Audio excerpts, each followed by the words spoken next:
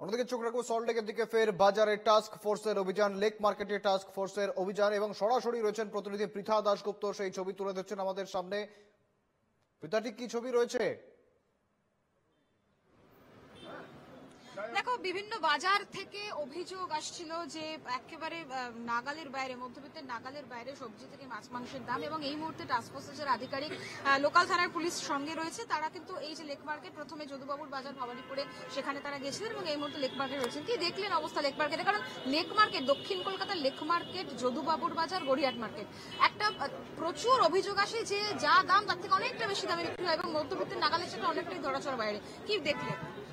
আমি প্রথমে বলি যে আমাদের আজকে এখানে সরকারি ফিশারি ডিপার্টমেন্ট, এআরডি, তারপরেতে agri market, Kolkata corporation, police, enforcement সবাই আছে, আমরা টাস্ক ফোর্স থেকেও আছি।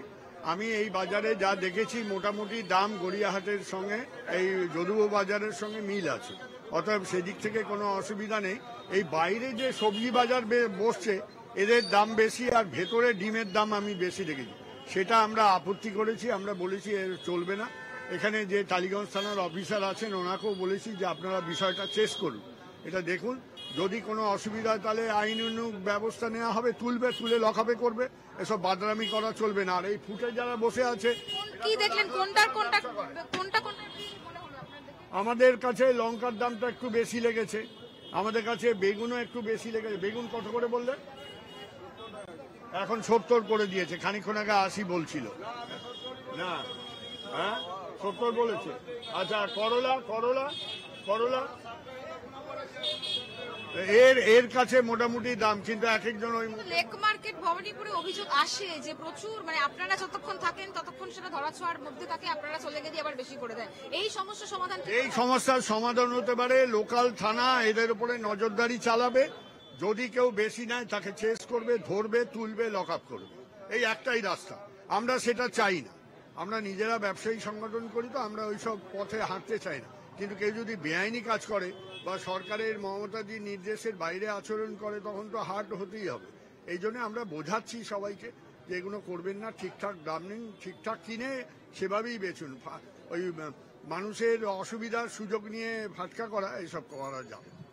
একটু ছবিটা দেখাই যেখানে বিভিন্ন সবজি আছে এবং টাস্কফোর্সের আধিকারিকরা আছেন। একটু কমলদা জানতে চাইবো, এই মরশুমে বলে যে বিভিন্ন সবজির দাম বেড়ে যাচ্ছে, আপনাদের বিভিন্ন বাজারে ঘুরতে হচ্ছে, কি কি সবজির দাম বেড়েছে, কতটা মোটামুটি ভাবে কি অবস্থা দেখছেন?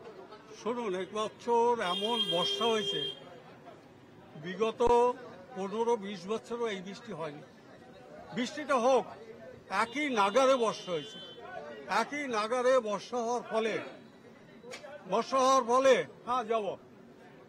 একই নাগারে বর্ষা হওয়ার ফলে সবজি খেতে নষ্ট হয়েছে। সবজি কম, তাহলে বলবেন আপনারা আসে কোথার থেকে? সব জায়গায় তো নষ্ট হয়নি, যে সব জায়গায় সবজি বেশি আছে সেই সবজিগুলো এখনো আসছে। কোথাও সেইটাকে নিয়ে কিছু অসাধু ব্যবসায়ী ফটকাবাজি করছে। পাইকারি হোলসেল সবজি 50 টাকা, কোথাও সেটা 60 টাকা, ঠিক আছে, কেউ 80 টাকা 90 টাকা করছে, এটা কিন্তু অপরাধ, আইনত অপরাধ। সেইটা আমরা দেখার জন্য বাজারে ঘুরছি। আশা করি এইভাবে ঘুরতে লোকাল মানুষকেও এগিয়ে আসতে হবে। আমরা বলে গেলাম, পরবর্তী টাইমে এরা দাম বাড়ালো, সেটা লোকাল মানুষকে প্রচেষ্টা করবে। একটু যারা এখানে বিক্রি করছেন, যারা বিক্রেতা রয়েছেন, একটু তাদের সাথে সরাসরি কথা বলেনি। কি অবস্থা রয়েছে? যে বলছে যে অনেকটা দাম বেশি কেন? আপনাদের ব্যবসার কি অবস্থা? আমাদের ব্যবসার অবস্থা মোটামুটি আছে, কোনো ভালো সবজি পাওয়া যায় না। দাম দিয়ে আনলে দাম দিয়ে বেচতে হবে না, যা লেজ দাম তাই আমরা নিই। আমাদের এর দিয়ে বেশি আছে। অনেক মার্কেটে গিয়ে দেখেন তো, লোকাল মার্কেটে যেটা আপনার হচ্ছে গড়িয়া স্টেশন, ওসব বাজারে গিয়ে দেখুন একবার যে কি দাম আছে।